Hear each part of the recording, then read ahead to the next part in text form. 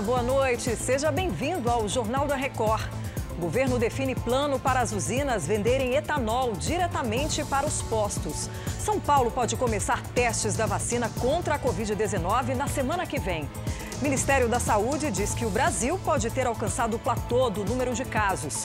Agora, no Jornal da Record. Oferecimento Bradesco, reconhecendo e incentivando nossa gente guerreira.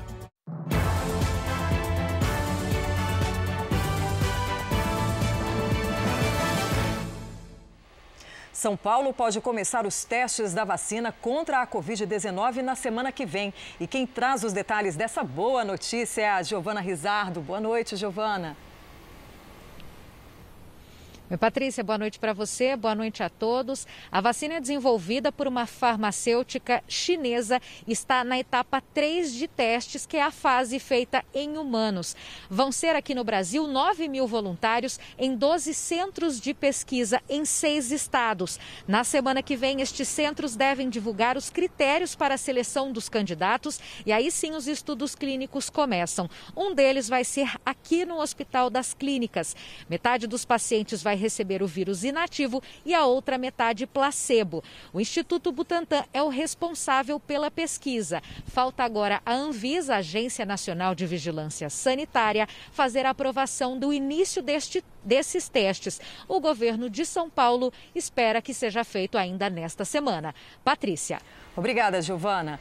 Vamos aos números atualizados da pandemia de coronavírus no Brasil. Segundo o Ministério da Saúde, o país tem hoje 1.448.753 casos de Covid-19, com 60.632 mortes. Foram 1.038 registros nas últimas 24 horas. Ainda de acordo com o boletim do Ministério da Saúde, 826.866 pacientes estão curados e 561.255 seguem em acompanhamento. E o Ministério da Saúde afirmou nesta quarta-feira que o Brasil já chegou ao platô da pandemia. Vamos a Brasília falar com a Nathalie Machado. Boa noite, Nathalie. Oi, Patrícia, boa noite a todos. Durante a coletiva de imprensa no Ministério da Saúde, os técnicos afirmaram que o Brasil está em um momento de estabilização de evolução dos índices da Covid-19, apesar do número de casos ter crescido em todas as regiões. Vamos ouvir agora o que disse o secretário em Vigilância em Saúde, Arnaldo Medeiros. Embora o número seja elevado, você tem que o número de óbitos, que é a fase mais triste dessa doença, pelo óbvio, ele tem se mantido relativamente em um platô, como nós dizemos, né? Embora elevado, mas em um platô. E depois de denúncias de desvio de verbas e atrasos na entrega, o governo do Rio desistiu de inaugurar 2 hospitais de campanha. Pedro Paulo Filho, boa noite. Que municípios vão ficar sem essas unidades? Oi, Patrícia, boa noite para você, boa noite a todos. Olha, essas obras estavam previstas para Campos dos Goitacazes e Casimiro de Abreu, no interior do estado. O governo disse que tentará um acordo para que hospitais particulares ofereçam leitos para as vítimas de coronavírus nessas cidades. O novo secretário de Saúde, Alex Busquet, informou que os hospitais de Duque de Caxias, Nova Iguaçu e Nova Friburgo ainda serão concluídos. Ele garantiu que o estado vai deixar de gastar R$500 bilhão com os hospitais de campanha que foram cancelados. Das 7 unidades que seriam inauguradas há 2 meses, apenas 2 funcionam e com capacidade reduzida. Patrícia. Obrigada, Pedro. O governador de Santa Catarina anunciou que foi infectado pelo coronavírus. Carlos Moisés diz que está em isolamento total. Ele vai fazer um novo exame para confirmar a doença. E termina nesta quinta-feira o prazo para pedir o auxílio emergencial de R$600. Virginia Nalon, boa noite para você. Oi, Patrícia, boa noite para você. O pedido pode ser feito no site auxilio.caixa.gov.br, no aplicativo oficial e nas agências dos Correios. Até agora, 64 milhões de pessoas já pediram auxílio, que pode ser de R$600 para no máximo de 2 beneficiários por família, ou R$1.200 para mulheres chefes de família. Em ambos os casos, o pagamento pode chegar em 5 parcelas. O decreto que valida essa medida foi publicado na edição desta quarta do Diário Oficial da União. Até agora, o governo já disponibilizou 103 bilhões de reais para o recurso. Patrícia. Obrigada, Virgínia, pelas suas informações. E o número de queimadas em junho na Amazônia foi o maior para o mês em 13 anos. O levantamento é do INPE, Instituto Nacional de Pesquisas Espaciais, que é subordinado ao governo federal. O desmatamento na região foi um dos temas abordados pelo ministro do Meio Ambiente, Ricardo Salles, convidado desta quarta-feira no JR Entrevista. O desmatamento não vem crescendo de agora, ele vem crescendo de 2012 em diante. Então a pergunta que fica é, por que de 2012 para cá está crescendo o desmatamento? Porque você não ataca a fonte do problema, que é a ausência de regularização fundiária, não ter a agenda da bioeconomia, não pagar pelos serviços ambientais, não fazer o zoneamento econômico-ecológico. Então, quando você não toma as ações para atacar o problema na origem, o que sobra? Ações de comando e controle, ação de fiscalização. Mas enquanto você faz ação de fiscalização, tem que endereçar as soluções dos problemas. Então nós precisamos ver como é que alia o desenvolvimento sustentável, gerando emprego e renda para esses brasileiros que vivem lá. Para isso precisa ter regularização fundiária, pagamento pelos serviços ambientais, que na sexta-feira agora começa a valer a portaria do Floresta a Mais, que vai pagar 500 milhões de reais pelo pagamento pelos serviços ambientais que prestam as reservas legais, a conservação de área de preservação permanente, uma série de coisas. Então, ações concretas. Ao invés de gastar dinheiro com seminário, viagem, palestra, nós estamos remunerando quem faz boas práticas. O zoneamento econômico-ecológico, a agenda da bioeconomia. Por que nós não temos uma indústria de farmacêutica, cosmético, ou que valorize a nossa biodiversidade na Amazônia? Porque faltou uma política pública que atraia investimento privado para a Amazônia e que dê valor à biodiversidade, para que a floresta em pé valha mais do que a floresta devastada e que este benefício chegue no bolso das pessoas. Se não chegar no bolso das pessoas, ela não reconhece esse valor da floresta em pé. Então, essa é uma política muito pragmática, objetiva. Um dos temas principais é a questão dos lixões nas grandes cidades, e isso não foi resolvido. E o que o governo tem feito para resolver, solucionar esse problema? Uma série de mudanças em regulamentações, né, que precisavam melhorar e avançar, se modernizar. O governo fez essas mudanças. O governo tem dado recursos para que municípios possam melhorar a sua gestão. Os médios, os pequenos? Mais os pequenos, inclusive. Então, o presidente lançou na semana passada o programa Lixão Zero, Rondônia. Então, o estado de Rondônia vai ser o primeiro estado do Brasil a não ter nenhum lixão, graças ao investimento do governo federal que o presidente Bolsonaro determinou. Também transferência de 64 milhões de reais para municípios, né? Cerca de 32 municípios fazerem o seu dever de casa, do ponto de vista de coleta seletiva, equipamentos para transporte desse material que foi coletado, destinação para reciclagem onde houver. Então, você tem que ter a política pública desenhada para solucionar o problema e dar recursos, mas para coisas que são concretas, que têm resultado prático. O senhor permanece firme com essa mentalidade no Ministério de levar políticas ambientais para dentro da cidade? Essa é uma percepção que está se refletindo nas políticas públicas do Ministério? Olha, sem dúvida alguma, Matheus. O que aconteceu? Vou te dar 2 exemplos. A Política Nacional de Resíduos Sólidos tem 10 anos. Nós estamos há 10 anos aguardando fazer o SINIR, que é o Sistema de Gestão Integrada de Resíduos, informatizado, tempo real, na internet, 10 anos esperando.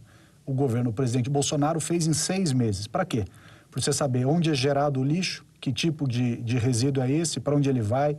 Lançamos essa semana o MTR, que é o Manifesto de Transporte de Resíduos, também aguardando há 10 anos. Então, assim, esta agenda urbana não tinha avançado no Brasil. Não é que não avançou em 1 ano, não avançou em 10 anos. O governo avança no plano para que os postos de combustíveis possam comprar etanol direto das usinas. Voltamos a falar com a Nathalie Machado. Nathalie, suas informações. Patrícia, essas diretrizes de comercialização foram estabelecidas pelo pelo Conselho Nacional de Política Energética. Isso, na prática, vai acabar encurtando o caminho do etanol até o consumidor final. Ele deixaria de passar pelas distribuidoras, saindo direto ali da usina e indo para os postos de combustíveis. Essa medida, ela foi defendida pelo presidente Jair Bolsonaro nesta quarta em uma rede social. Ele ressaltou que isso pode proporcionar maior concorrência no setor e também deixar o preço dos combustíveis mais baixo. Agora, vale lembrar também que tramita na Câmara dos Deputados um projeto de decreto legislativo que trata justamente sobre esse tipo de venda. Patrícia. Nathalie, para fechar com você, o presidente Bolsonaro participa da cúpula dos chefes de Estado do Mercosul nesta quinta-feira? É isso mesmo, e pela primeira vez esse encontro, essa reunião ela vai ser virtual por meio de uma videoconferência na manhã desta quinta-feira. Essa cúpula vai ser transmitida ao vivo pelas redes sociais do presidente e a agenda terá temas atuais, como os impactos da pandemia na América do Sul e também debates de cunho econômico, político, social e sanitário.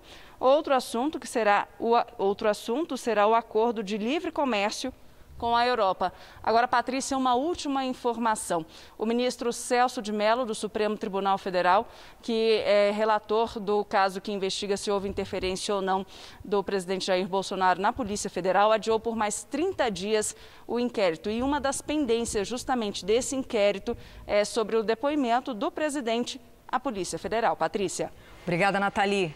E o mercado financeiro repercutiu os resultados econômicos acima do esperado para o mês de junho em diversos países. O dólar abriu o mês em queda de 2,25%, vendido a R$ 5,31. E o índice da Bolsa de Valores de São Paulo subiu mais de 1% acima dos 96 mil pontos.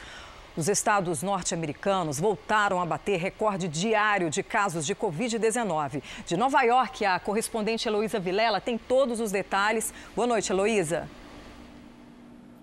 Boa noite, Patrícia. Pois é, o Texas é um desses estados que ligou o alerta contra o novo surto de Covid. Nesta quarta-feira, foram mais de 8 mil casos reportados em um dia, um recorde para a região. O governador do Texas proibiu cirurgias não essenciais para evitar a ocupação de leitos. A Carolina do Norte também teve a maior alta diária desde o início da pandemia, o que levou as autoridades a adiarem a reabertura das escolas marcada para agosto. E em Los Angeles, a prefeitura registrou mais de 2 mil casos de Covid-19 pelo quarto dia seguido. Patrícia. Obrigada, Heloísa. Autoridades do Mississippi fizeram uma cerimônia para retirar a antiga bandeira do estado, símbolo da escravidão no país. O evento marca o fim de uma polêmica que existe há mais de um século. A bandeira será levada para um museu de história. A decisão acontece depois dos protestos contra o racismo nos Estados Unidos. Mais de 300 pessoas foram presas em Hong Kong no primeiro dia sob a nova lei de segurança nacional aprovada pela China.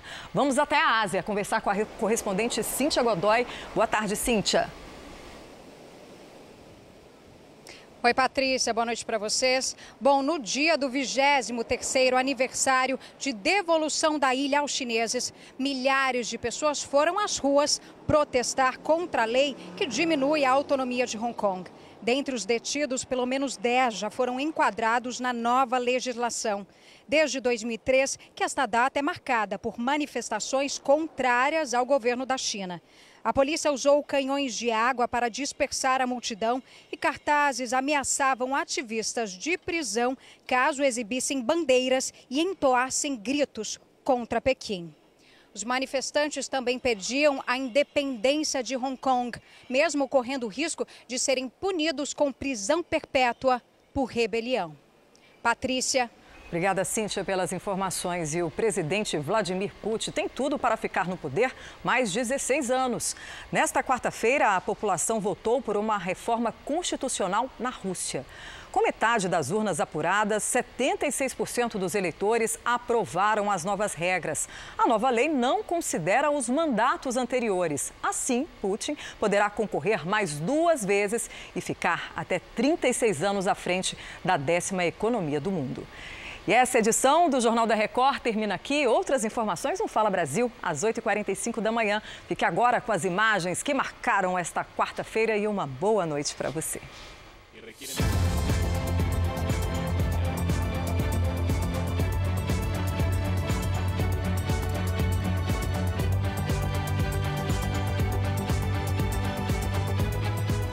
Eu fiz o exame e o primeiro resultado deu positivo, a gente está fazendo a confirmação.